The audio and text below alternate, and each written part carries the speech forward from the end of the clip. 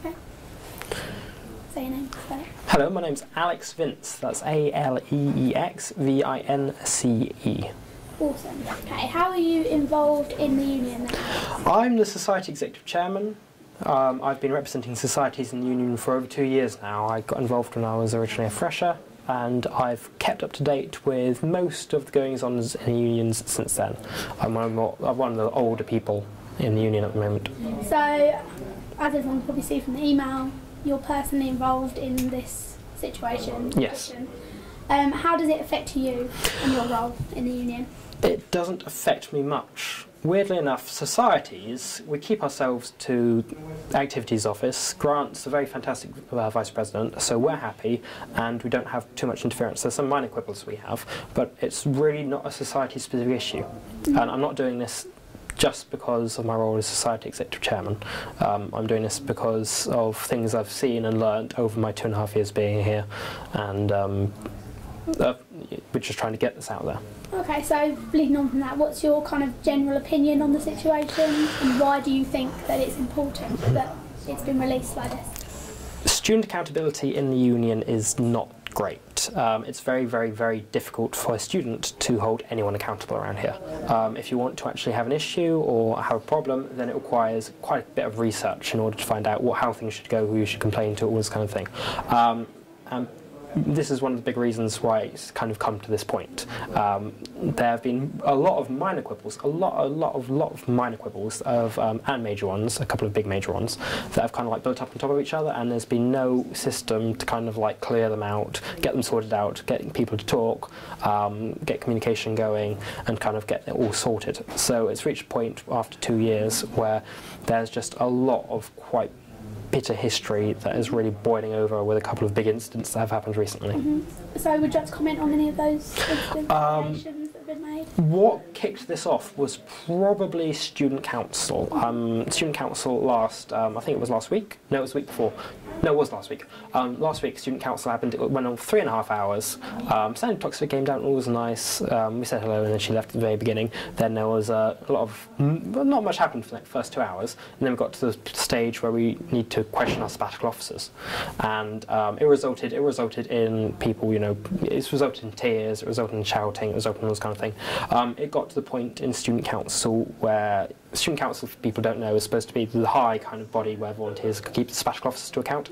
It's literally the only place you have as a student to actually question your sabbatical officer and make sure they're doing their job properly. Once a sabbatical officer gets to an election, they don't need to do anything without, there's no mechanism, staff don't make them do anything, etc., etc. So the only way you can make a sabbatical officer, well, you can't even make them do anything as Student Council, but you can at least comment on it.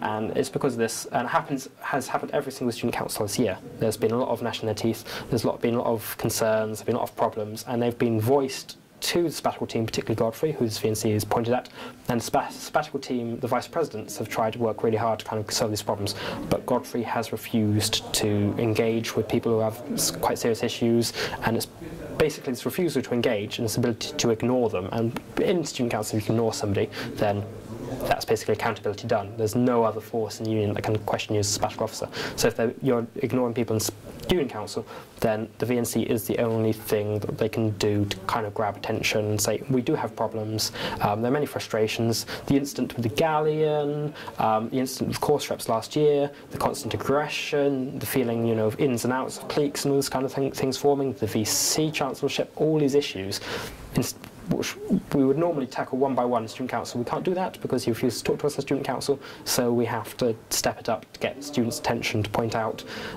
there are problems and you guys should research and should find out what's going on around here and should talk to the volunteers so you can have your own opinions on this kind of stuff. This is really trying to get it out there and try and get it to people so they at least realise everything isn't hunky-dory. Even if a sabbatical officer comes into your society or anything, gives you guys thumbs up and say, we're good. When it comes to the actual union, things aren't super happy. A lot of people are putting a lot of extra work into it, and it's getting very tense around here, and it's getting all this kind of stuff. So, yeah, we're doing this to try and make sure people know that, well, it's all we can really do. That's fair enough. So, you think it's necessary, and do you think there's anything that could have been done before this point that got this serious? Anything that could have changed the situation?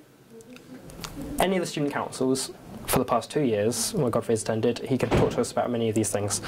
He's quite willing to talk to people in private meetings where we're not allowed to talk about what goes on in those meetings, etc., etc. But he's very unwilling to talk about lots of these things in public where we can actually really solve problems. So if there is a problem, what other sabbatical officers, and I've known about 12 of them since I've been here, the other sabbatical officers, when they've just talked to people and worked it all out and this kind of stuff, he refuses to do it in an area where he could be criticised or he could hurt his personal image.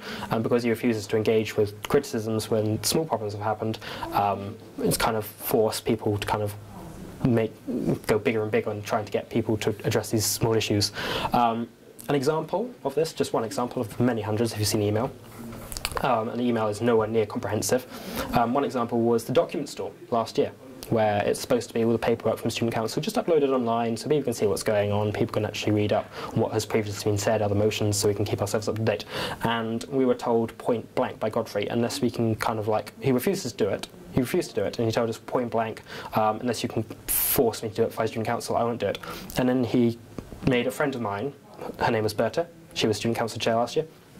I basically told her it was her job to do it as a volunteer instead of his job as like a paid member of sabbatical officer, so she had taken many extra hours in the union to actually just do this basic task.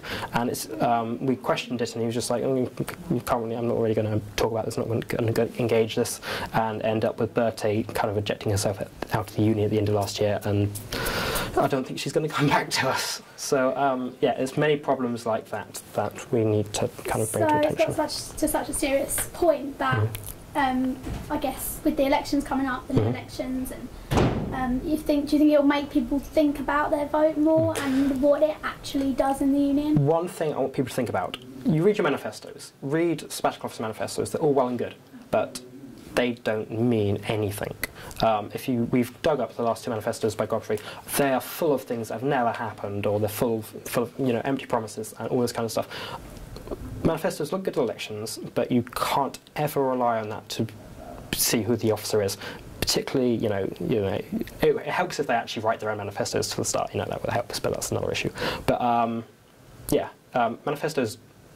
Hopefully, I mean, that's the only really way we have of seeing what a sabbatical officer plans to do, but there's no way of keeping those to account. These are the big promises they make at the start of the year, and particularly in this case, a lot of these promises have fallen through. I can happily provide a copy of both manifestos after this, and you can go through and see exactly what hasn't been done. But we've got things like the mobile app that's supposed to be appearing, and all these kind of extra big initiatives that have started, and they haven't. They really, really haven't. We had an annual members' meeting in the union, which kind of builds up on this, which is another, what plans do we have for the future? Another load of promises were made. None of that has really come into action at all. So, as a student voting, I would say try and dig a bit deeper than just, the first, shake hands and smile and everything like that. Try and find some details, and particularly try and see if you're really confident this guy knows, or this girl in the elections, if they know what they're talking about. Because manifestos really, really can be very, very misleading. Okay, cool. Have you got anything else you'd like to say? What we hope to happen is, we hope Godfrey sees concerns, he comes back to the negotiating table. I mean, that sounds a bit, official, but, he talks through the problems, we resolve them, normally, and we don't have to take this further. I mean, a lot of us are third year, a lot of us work in a union, and we don't want to take a large portion of our time to run a VNC campaign, etc., etc., etc. It gives everyone a bad taste in the mouth, and all this kind of stuff. And we'd much rather get this all out in public, just say, we've got these issues, get these issues solved. I mean, a lot of the stuff, a lot of stuff has happened, and okay, it's happened, and we're annoyed by that, but just get the current issues solved, and kind of like get Godfrey to at least talk to us, and at least apologise for things he's done in the past, and we can work through any concerns he has. And we just get it to the stage where he no longer can just close himself off, surround himself by his closest kind of colleagues, and just bar us out of the union.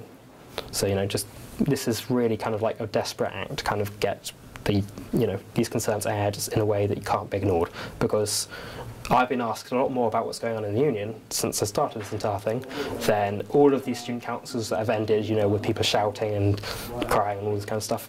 this has attracted far more attention. That's the job of this. We don't want to push a VNC through because that could, it could be quite a serious thing at the end of the day, having, on your history, VNC'd, boosh. We don't want to push that through. We want to just get these issues sorted out. And particularly, we want to raise the issue of student accountability.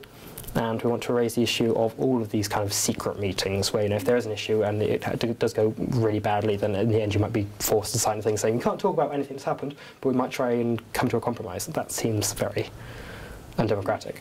And when we put a website out there, there'll be a full list of things that we kind of want addressed, and hopefully these things are addressed and we can all kind of just go back to the union and stuff. I mean, we're not going to be the happiest friends at the end of this year, but at least we want to just get the ball rolling on everyone making up. Okay, thank you, Alex. All right.